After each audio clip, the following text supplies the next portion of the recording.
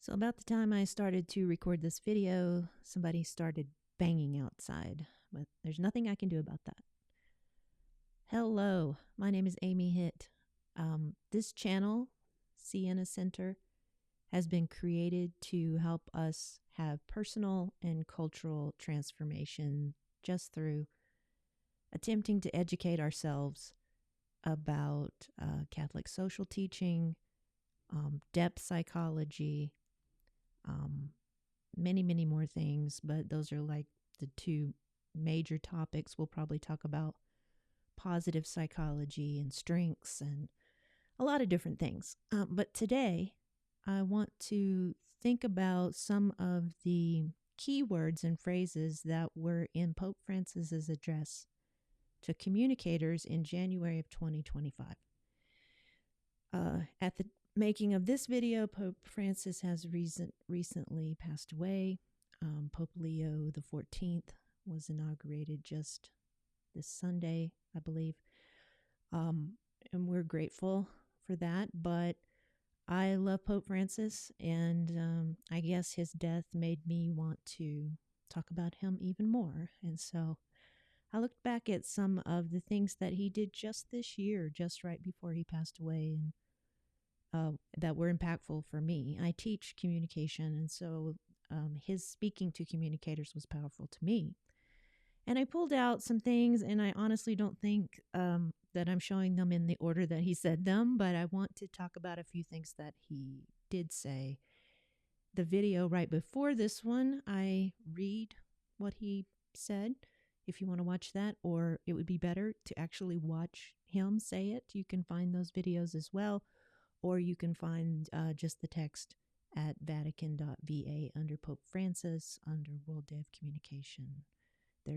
He did one every year, I believe. We'll probably look at all of them. Okay, so the first thing I pulled out was, and I apologize for my scribble on the screen, but he talks about that a few centers of power actually control a lot of what we hear and see in the media. And we know that that's true. So let's just think about it. I'm not going to pretend to be an expert on centers of power, but if I just put my thinking cap on, then I would say politics, the government all over the world, all the different governments of the countries all over the world. That's a center of power. We know that tech is a center of power, and so companies like Meta, which owns Facebook and Instagram, Amazon, we've got Alphabet and Google, and a lot of other really large a lot of other really large companies owned by just a few. And then if we get into traditional, we have the networks, the ABC, NBC, CBS, Fox, PBS, which is public television, if we still have it. I think we do. And then the cable channels, CNN, Fox News, all of that, plus HBO, and, we could go on and on and on. But there are just a few of these. Now, we live in a time where individuals have more power than ever before, because when I was growing up, somebody like me couldn't get in front of a camera and put yourself out there for the world to see, create a channel, whatever. And now you can. That doesn't mean anybody's looking at it or watching it, but, we do have the power to do that currently. I suppose it could all go away tomorrow, but we currently have the power to do that. But the ones that are getting the most views, the largest influencers, we know who they are, from Taylor Swift to the president or whatever, to the Pope. Those have more audience members, more people listening and following them, and therefore have more influence over culture, even on us personally. That's why we have to be really careful about who we watch, who we listen to, every day, all day long, right? I'm an old lady, but I'm addicted to my phone, and I hate that. I wish it weren't true, but it is, and I try really hard not to be, but always scrolling, always looking at certain things. and being influenced by those things. And even it becomes difficult for me to know when I'm being manipulated or not, or what. So that was the first thing. Pope Francis mentioned that large amounts of data and information are being controlled by a very few group of people. Another thing he said that I thought was interesting, and I'm sorry if you can hear that banging in the background. That's just life, right? This is not an AI generated perfect video. This is a human sort of generated video that is totally imperfect. Communication generates. I teach communication. I have studied it. I have studied communication and psychology. And this just struck me. I don't think about with my words or with your words that we're generating something. We're generating energy, is what we usually think of at that term, generate. We're creating, we're generating energy. And he was talking about how that energy can be aggressive and hateful, or that energy can be about hope and inspiration. And I think just shining the light on the power of communication to generate energy, whether it's positive or negative. I thought that was really interesting. So yes, I'm just unpacking it's not even that long of a speech. I think when I read it, it was 13 minutes or something. I hope you will read it or look at it if you haven't. What else did he say? Again, these are not necessarily in order.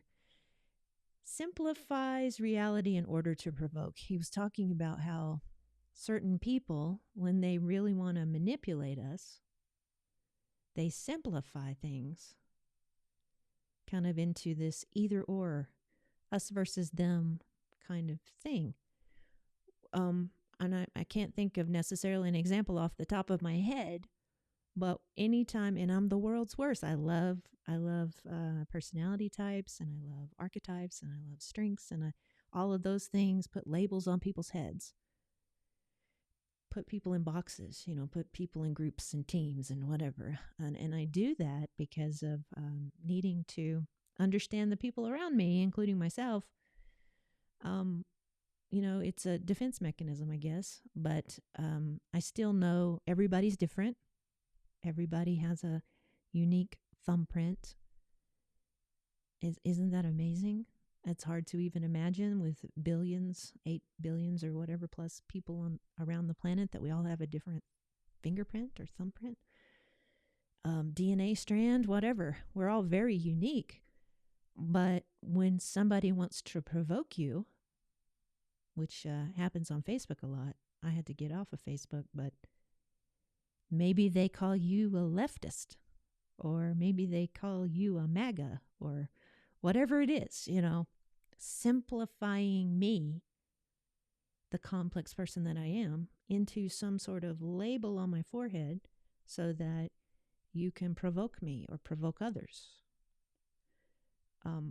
And so I think that's important when we're listening to people talk. If they begin to simplify reality to these tiny little this versus this kind of mentality, they are trying to provoke us, and we need to be aware of that.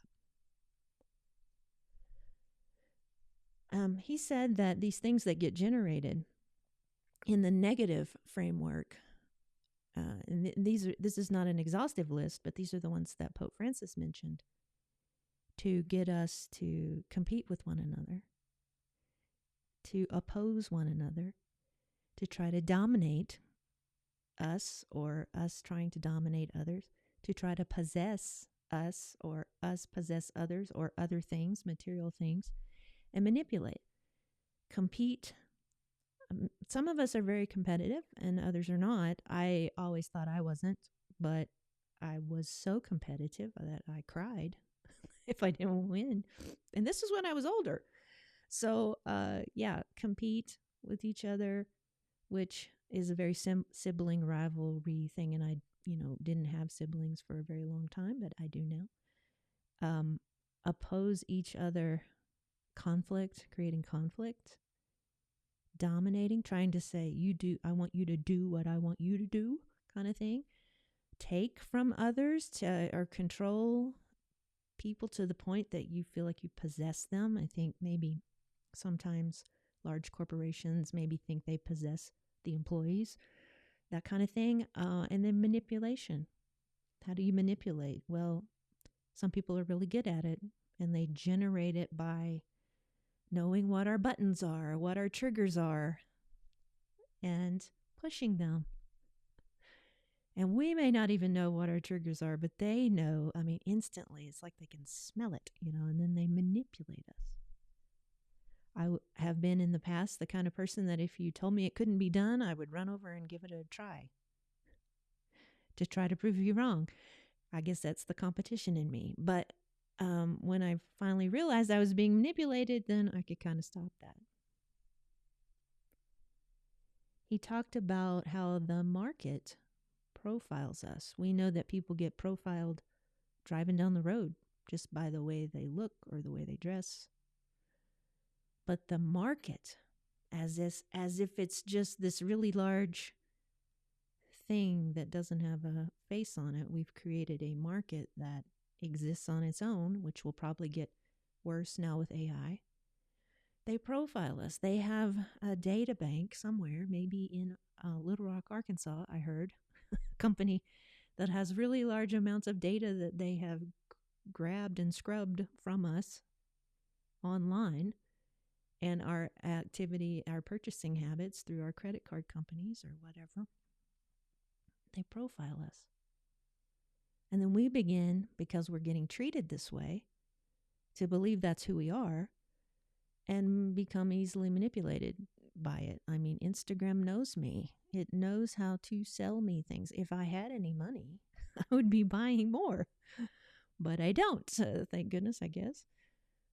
They know what kind of shoes I like, or they know that I like shoes, or whatever, or bags, or pins, or field note journals, or what, they know me. We get profiled.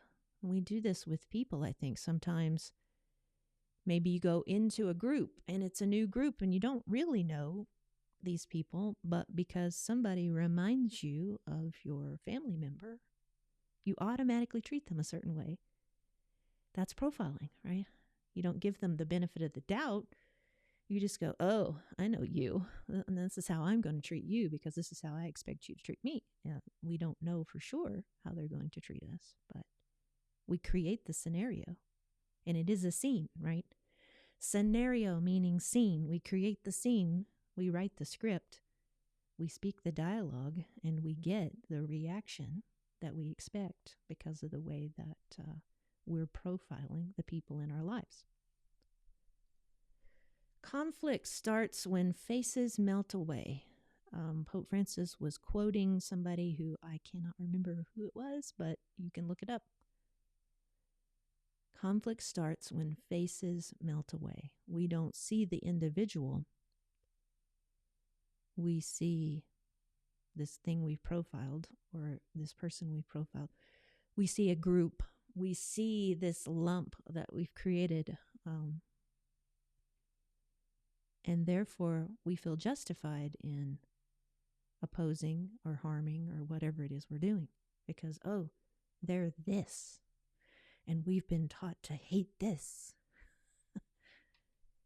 It's not a person with a name and a family and a job and worries and gifts and talents and love and heart. It's a faceless entity. And that's how we can go take our club and, whack away, right? Whether it's verbally or physically. You got to be able to see people's faces. I mean, I think there's a disease, right? I don't know the name of it, but where people stop being able to see faces. And that is so sad and unfortunate. But sometimes in our own way, we stop maybe mentally being able, just emotionally being able to see faces. Okay. Not passive optimism, but performative virtue. So he was talking about there's this toxic positivity where people don't really acknowledge that there's really some bad things we've got to deal with. They just, oh, it's going to be fine. Everything's fine. Not this sort of meaningless optimism, but performative. It's active. The word virtue means strength. So it's acting on your strengths. Performative virtue is acting on your strength. I was going to see if I could, I don't know if it'll let me. It's not going to let me. I was going to see if I could get the E on there, but I can't. Okay. So, active strength means I have a gift and I'm using it. Everybody has gifts, and we need to be using them. We don't just need to be. It kind of reminds me of maybe you see something bad and you want to be supportive of it, but you're just liking it on Facebook. You're not actually taking action. Or maybe you're saying you can do it, but you're not really helping, you're not aiding, you're not supporting, So I like this idea that it's one thing to think about something and even speak it, and it's another thing to do it. The creative wheel, the thought, word, and deed. And maybe we just spend a lot of time thinking. I know I do. Obsessing. Overthinking. And then it's even more when you speak. And then when it turns into actions there. I'm beginning to see this a little bit in my own life. That I've just been such a thinker and a journaler. And recently have been a little more getting out there and saying stuff. And then that's creating some momentum in my life that I'm beginning to feel this groundswell, this current lifting me up. So it's not going to happen overnight, but you have your gifts, you have your strengths, and believe in yourself and believe in the people around you. Surround yourself with great people that are supportive. And then be active in it. Performative virtue. Strength in action. Okay. Hope is risk. This one kind of threw me a little bit. I guess I don't think about that. To hope is to risk. It's the risk of all risks. To hope for a better day. Pope Francis wrote his autobiography and published it recently, and it was called Hope. Right before he died. That's the name of it. Hope. He created this Jubilee year, 2025, as the year of hope. And what does that mean? It just means that if we don't hope, then all is lost. But to hope is also to risk, because you're believing in something you can't see yet. But you're never going to be able to see it if you don't believe it, so it's this leap of faith. And believe me, I have leapt a time or two, and the net did not catch me. I mean, it sort of did. God is always there. But things didn't always work out the way that I wanted them to. But a lot of the things I have hoped for have worked out, but you have to take that risk. If you sit there and you take zero risk and you don't hope at all, then nothing good is going to happen in your life or in the lives of others or the people around you. You must take that risk, but just pray about it, right? Don't take ego leaps. Take soulful leaps. And at least whatever happens, you may fail, but at least whatever happens will lead you in the direction of fulfillment on a soul level. He said Jesus is the greatest communicator, and I don't disagree, right? If you're like me and you've been watching The Chosen, which I love, you get that, right? He's communicating. People are drawn to him. I think there might even have been a book about him being the greatest salesman or something, but he wasn't a salesman. He wasn't out selling himself or his beliefs or God. He wasn't selling God. He was radiating it and communicating love, and people were drawn to him. He was generating love, and love was drawn to him. Now, we also know in the end that jealousy and envy and hate and fear and all of those other things were drawn to him, but that helped him fulfill his mission. So, I mean, everything was ordained by God. So, yeah, I guess the reason I put this on here was because I teach communication, and I don't run around thinking every day, all day long, that Jesus was the greatest communicator. You know, I didn't think that I had chosen a field that was so in line with Christ. And yet here we are. And so that inspired me to communicate, to commune with someone is to share yourself with them and allow them to share themselves with you. And if I speak and you don't understand me, then we don't have communication. So it's not just about me speaking words or you speaking words. It's about the communion, the community that is built from this kind of sharing of hearts. We hope we communicate with hearts, and I think he may be going to talk about that in a minute. When you speak, arouse friendship, not anger. And again, I'm sorry. I wish I had the ability to change this now that it's going, and I probably do, but something went wrong. So that says friendship. When you speak, arouse friendship, not anger.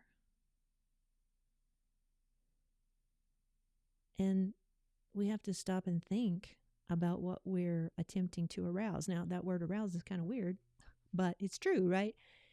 You're going to arouse some sort of emotion in the person you're speaking to, whether it's boredom or humor or anger or love or friendship or whatever it is, kindness, information. And we don't often think about that. When I open my mouth today, when I speak on this microphone, am I consciously aware of the what I'm attempting to generate in the person on the other side of this? No, I'm not really thinking about it, and I should be.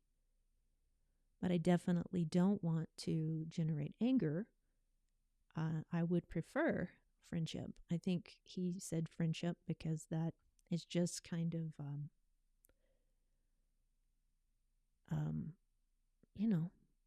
bottom level.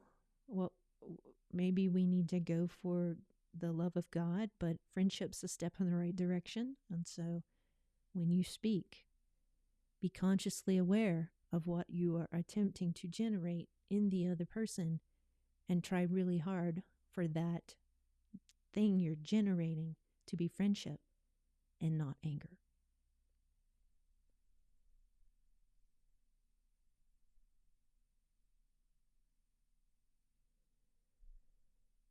The talk of companions on the road. He was talking about how when we speak to one another, it doesn't need to be in loud shouting voices, which happens, right? You need to speak to the other as you would speak to a companion, which is a friend, and you're walking down the road. You know, he didn't say speak to somebody like you're playing a tennis match. He didn't say speak to somebody like you're playing pickleball or ping pong or whatever. No. Companions on the road. To be a companion on the road, you have to be walking in the same direction. Companions cannot speak to each other on the road if they're walking in different directions. You know, you can pass You would be a passerby, right? I could wave and say hello, and that's about it. If you're going to have a conversation with somebody on the road, you're on the same path. You're headed in the same direction. And maybe you might be a little bit out of breath, like I'm out of breath and I'm just sitting here. But maybe you are walking down the road and you're not speaking loud enough to be heard, but not loud for everybody to hear you. And it's just this kind of congenial feeling of a companion on the road. And a calmness, right? And when you're on the road, walking slowly, maybe on the Camino or whatever, you're probably sharing some deep stuff. I doubt it you're just talking about the weather. I mean, maybe initially you're talking about the weather, but if you're on this road for any length of time, then that conversation is going to get a little deeper. And you're going to share your heart or your dreams or your hopes or your fears or whatever. And your vulnerability and speaking in kindness. I think the thought of people walking down the road arguing with each other, that's not going to last very long, because they're either going to get fed up and go in opposite directions, or the argument's going to stop, one or the other. It's not something that can be maintained for a long period of time. Arguments can be very long, but if you don't stop, then you just go in your opposite directions. But companions on the road want to be together, headed in the same direction, and talking probably in depth. Do not peddle illusions of fear. That's a sales tactic. Well, I mean, it really is. It's a sales tactic. Create the dragon is what they teach you in not good sales classes necessarily.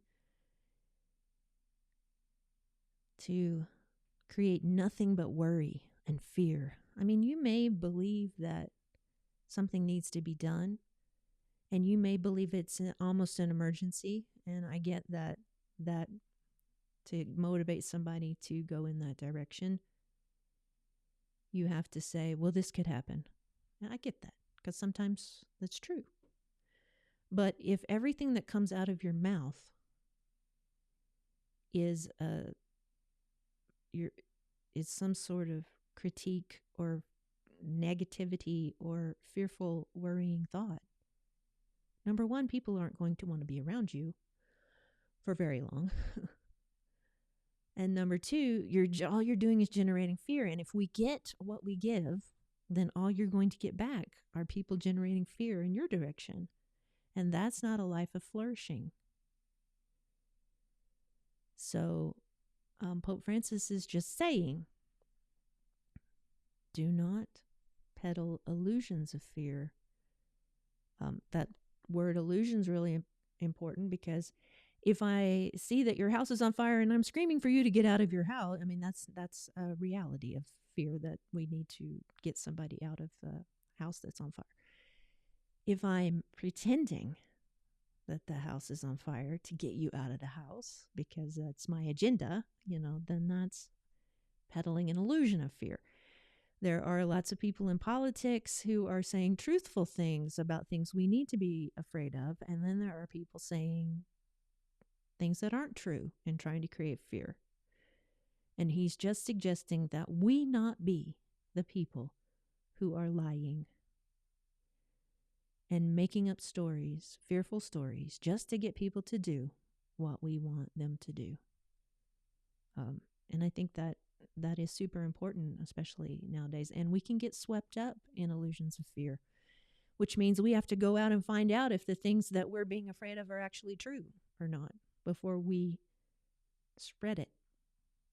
And that's a lot. We may all be spreading illusions of fear right now. We need to be careful. Give reasons for hope. He talks about being like a down at the river, panning for gold. He doesn't say river, he says in the sand, panning for nuggets of gold, a prospector, looking for the good stories to tell, to give people reasons for hope.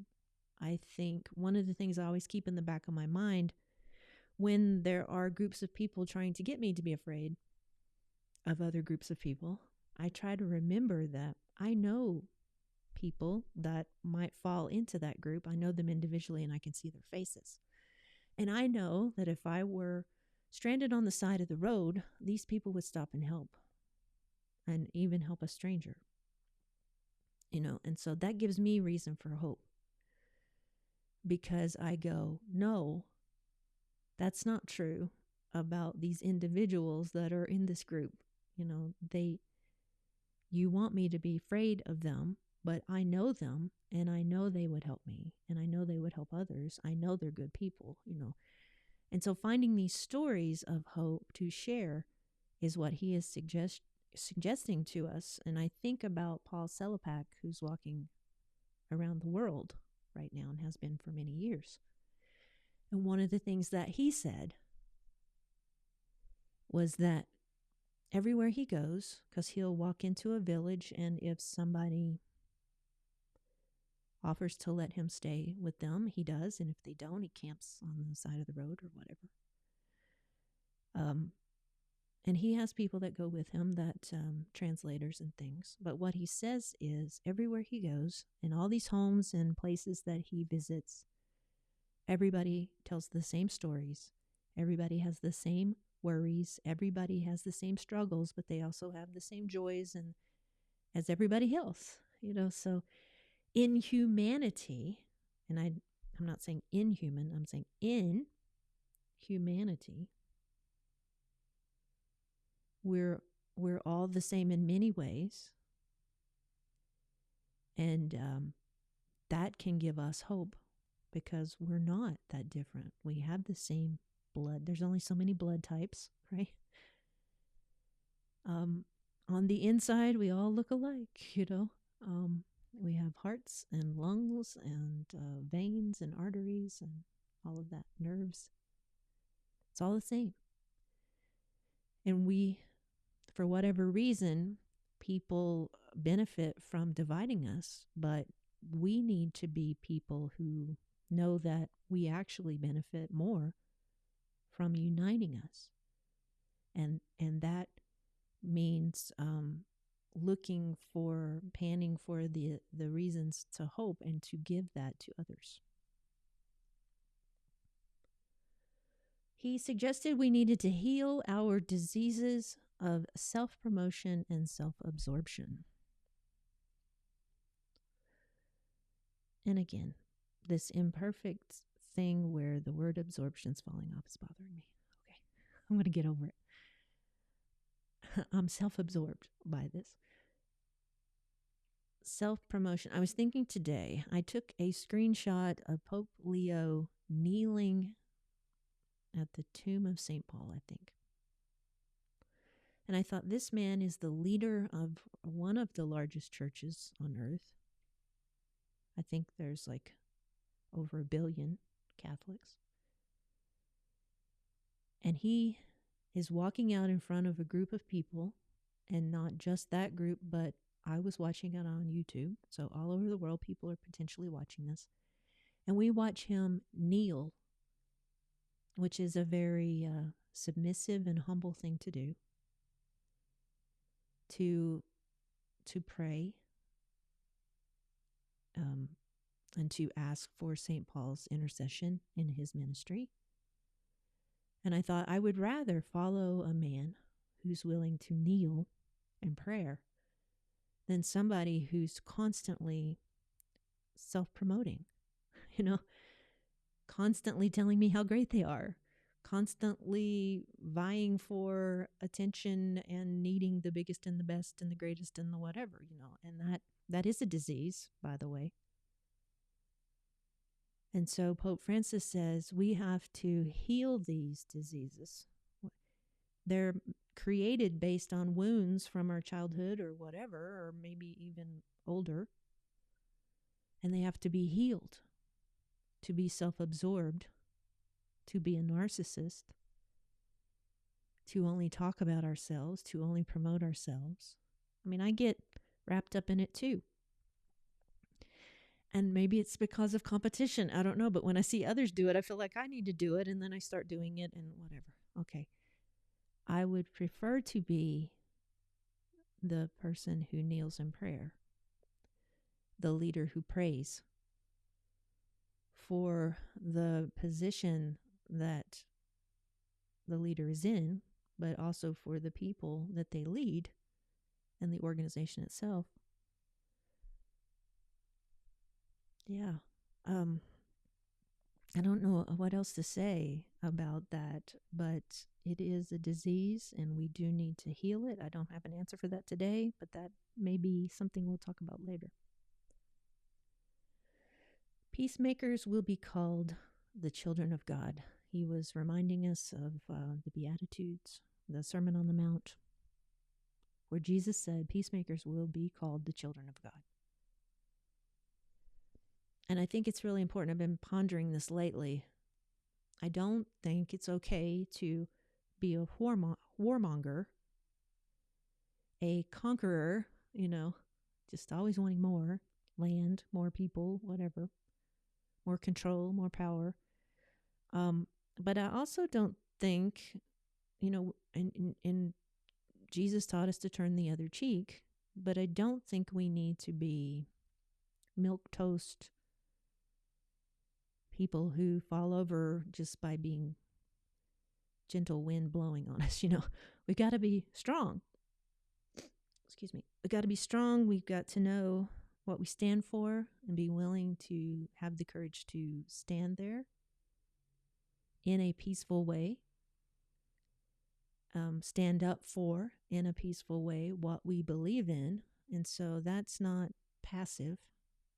It's not passive aggressive. It's not passive. It's not weak.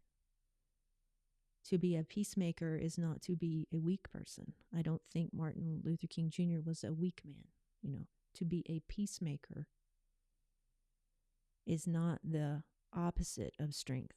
It is strength. It takes, I think, more strength to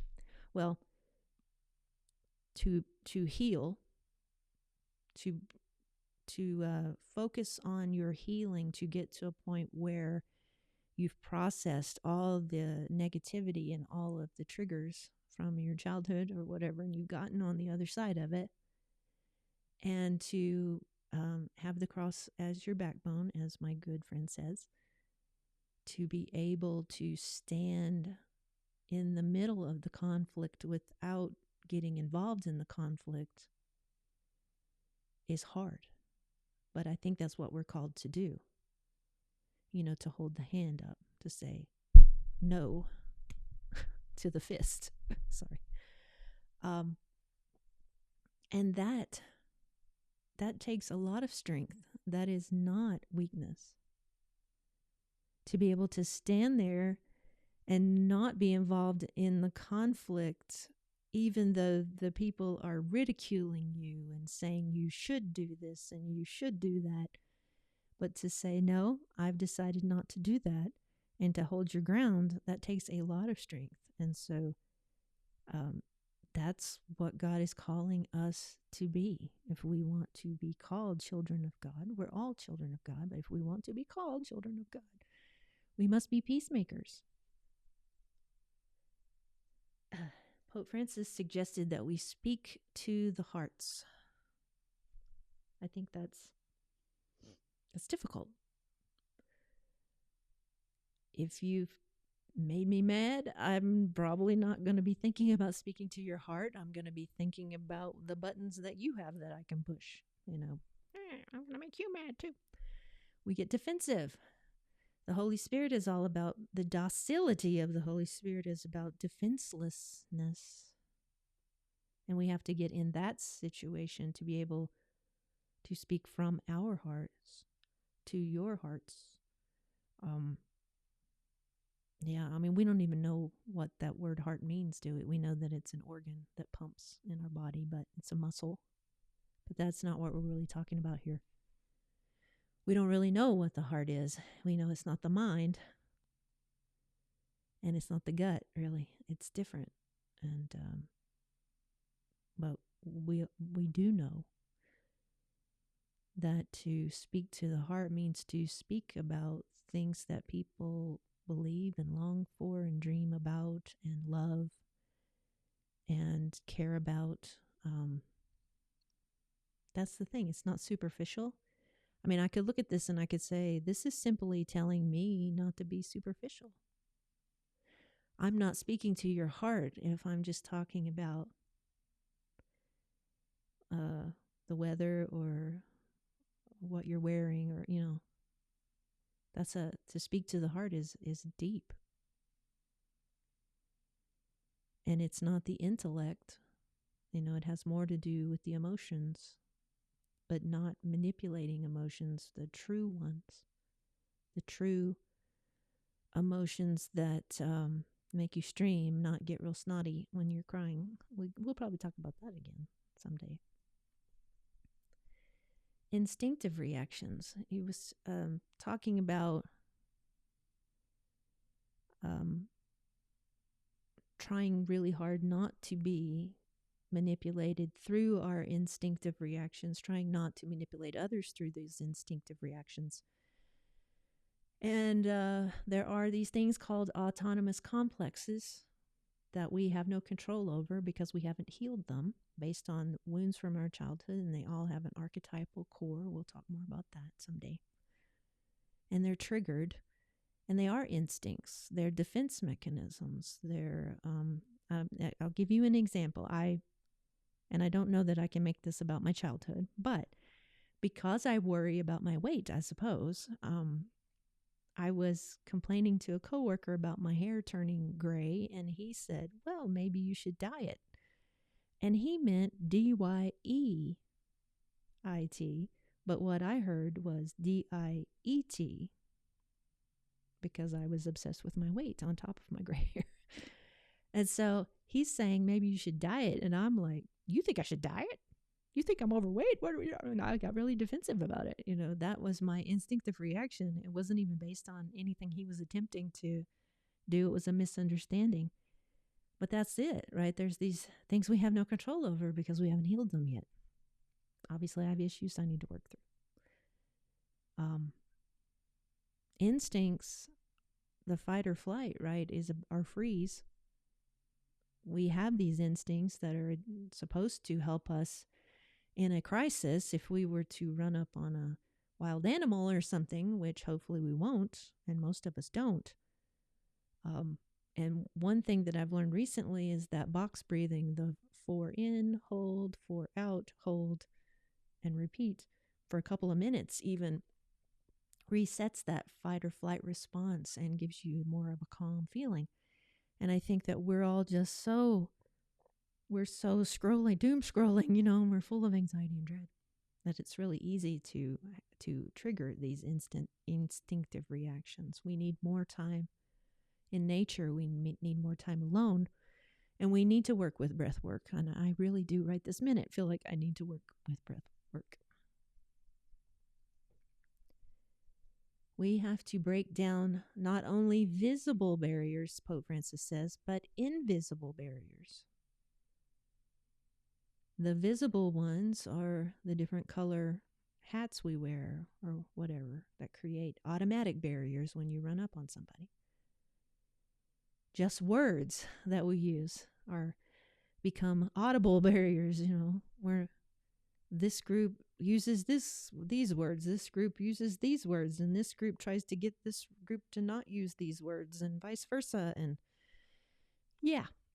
but there are invisible barriers as well, the unconscious barriers that we deal with that are based on these autonomous complexes, I suppose, and our wounds. And the only way to break these things down, either one of them really, is to heal.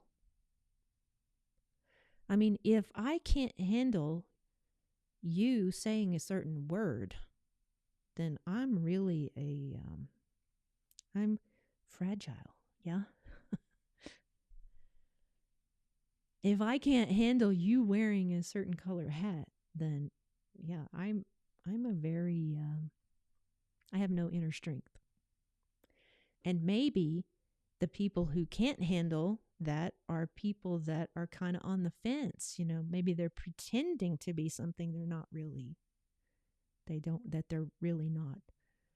Because if I really believe in something, that I'm not going to be blown over easily by whatever you do or say.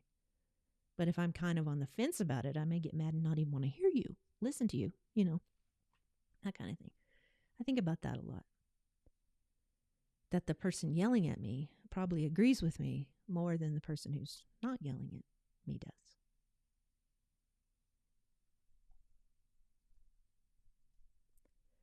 Non-aggressive communication. He specifically said that. I've got a book about that, I think. It,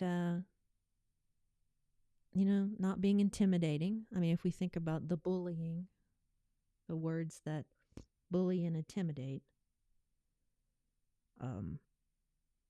definitely not that.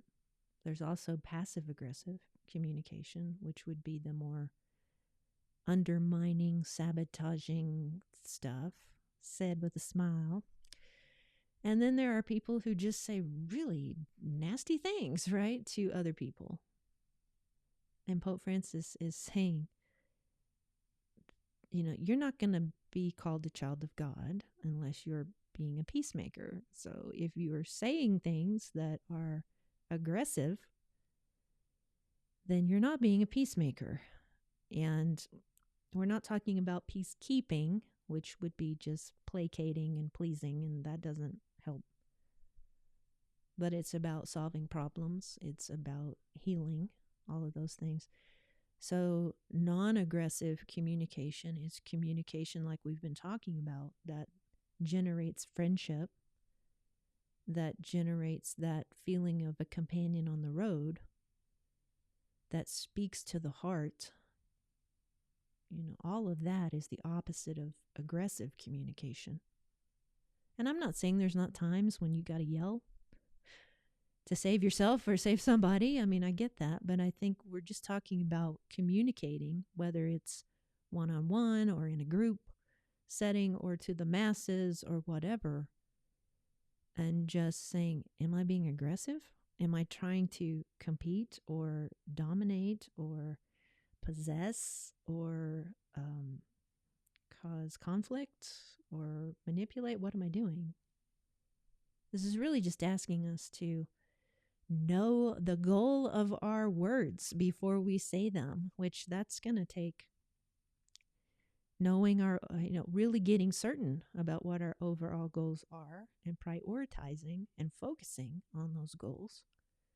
And we hope and pray that those goals are positive and flourishing and thriving and for the common good, which is almost some of those words that some people don't want to hear me say, but I do believe that. That is what Jesus was all about and what we should be all about. All this we can do with God's grace. And so Pope Francis was ending. He was saying all of these things, they seem difficult. And they are difficult. But you can do it, and I can do it, and we can do it through God's grace. Through accepting God's grace and God's love and sharing God's love. We can only do it through God. And so what does that mean? That means we have to read scripture. We have to pray. And different people pray different ways. But I kind of pray through journaling, and maybe you do it through meditation, whatever. Getting centered, being focused on God, accepting God's grace, feeling worthy enough. We were created in God's image, and we sometimes feel bad about ourselves, and we have to stop that first before we can feel good about other people. All this we can do with God's grace, and only with God's grace. He mentioned also, again, these are not in order, um, the programmed dispersion of attention that's happening right now. We're being programmed. We have shorter attention spans than goldfish currently. And we've been programmed to have this, to not be able to focus, to have this dispersion of attention. And it's not okay. It's not okay to not be able to concentrate or focus. Believe me, there's so much more that I think I would like to do in my life, but I am constantly distracted and fearful and doom scrolling and all of these things. And so I think he was talking about two separate things, that as communicators, we're creating things that are either going to help people focus or cause people not to focus, in this fragmented world that we're in. And now with generative AI and algorithms and everything, that computers are programming us. We're no longer programming computers, they're programming us now. And that's going to make us less human. It's going to make us we're being treated like machines and we're acting like machines. And the only way to not do that is to get in nature, to do our breath work, our body work, our soul work, be creative, paint, write poetry, write music, whatever it is. If you're a scientist, you can do your science, which is your art. I get that. The right brain activity versus the left brain. I think our left brain is easier manipulated and programmed than our right brain is, I think. And he used this word, atomization. It's like an atomic bomb going off, but in our mind. Our minds are being blown up, atomized, turned into tiny little fragments. That's not okay. And we have to stop that. And the only way to stop that is to not be in the path of the bomb that's going off. And that means putting our phones down, closing our laptops, turning off the iPad, doing physical work, physical activity, making things with our hands, being with people in the same room, cooking dinner together. These are the only things to help put our pieces back together. Otherwise, we're shattered. And that's not okay.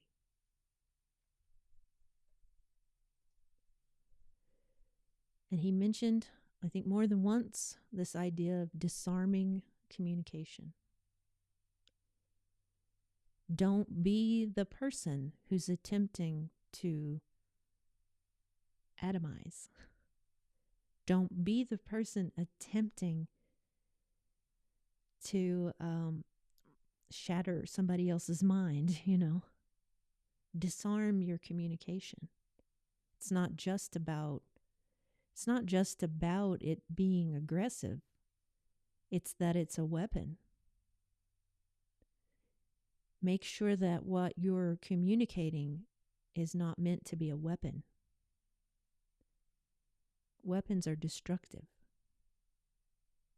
They either kill or they blow up, and they dismantle and they destroy. Your communication needs to build up. It needs to put the pieces back together. It needs to bring to wholeness, to humanity, to soul, to heart. That's completely different. To disarm communication is to create communication that heals. And that is a large task. I know sometimes working as a communicator, I hear people say they don't take communication seriously. That's the degree that people get when they can't get anything else. But I think communication is the most important thing. It's the most important thing in your relationships with people. I mean, every movie and TV show that I watch where people are struggling, it's because they're either not speaking truth to each other, or they're misunderstanding each other, or they're just too afraid to talk, or whatever. It's all about a breakdown in communication. Communication is one of the most important things, and that is why Jesus was the greatest communicator. God made man.